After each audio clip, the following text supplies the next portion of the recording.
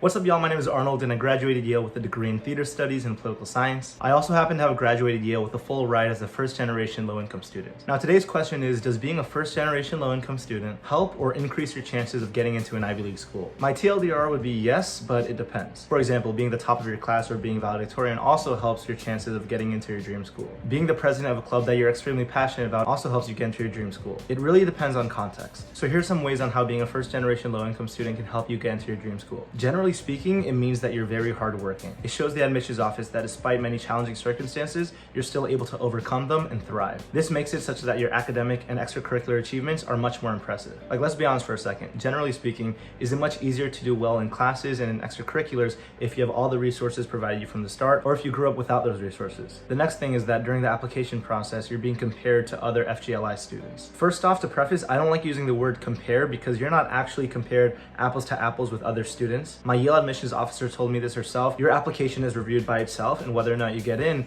is dependent on your application specifically. But being compared to other students of your similar background can be a double-edged sword. For example, your accomplishments are considered in the context of other FGLI students, but at the same time, your accomplishments are not set in the context of other more well-resourced or rich students. Now, this is really out of your control, and once again, during the admissions process, it's really important that you only focus on things that you can control rather than stressing about things that aren't even in your control. One of the last benefits of being an FGLI student when applying to colleges is that you have a very meaningful story to tell and an interesting perspective. You have been through many challenges, academic, personal, social, extracurricular, that have shaped who you are, and these are things that you should not shy away from. If anything, you should be very proud of them and hopefully articulate them well throughout your whole entire application. On the note of being a first-generation low-income student, one benefit you have is also applying through QuestBridge, which is a nonprofit organization that helps pair high-achieving first-generation low-income students with schools, and they also provide a bunch of resources during the college process. So please definitely check QuestBridge out. I'm not sponsored, but I was a QuestBridge National College Match finalist. The National College Match program is basically for high school seniors who want to apply to top schools, and if they apply to the scholarship and get it, and basically generally speaking what you do is you apply through QuestBridge's portal, and then you list and rank the top schools that you want to get into that are also partner schools with QuestBridge. The school that's the highest on the list that you also get into, basically you get a full ride to that school. That might have sounded a bit confusing, so if you want to watch a full video on me explaining this, click it over here. But also if you get into a top school, you'll pretty much get good financial aid anyways. Another important thing to consider is that being a first-generation low-income student